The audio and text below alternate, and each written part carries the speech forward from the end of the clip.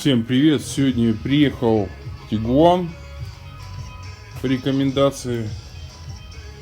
Вот разобрали, сняли две стойки. Чтобы добраться до стоек, надо снять здесь все жабо. Так, по стойкам. Вот одну стойку разобрали, пробита полностью.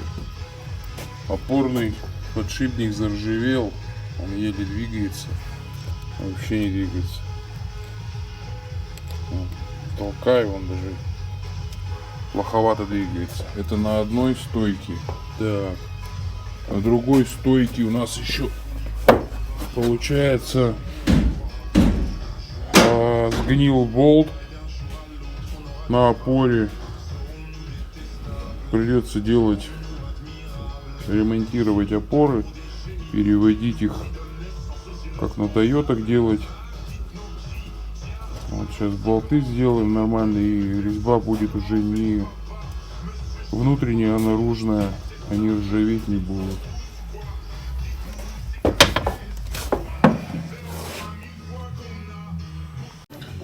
Продолжение по Тигуану.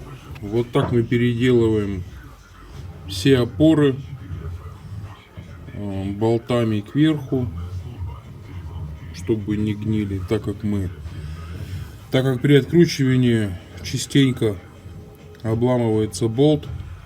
Сегодня то же самое у нас произошло. Вот сейчас обе опоры мы переделали под верхний болт.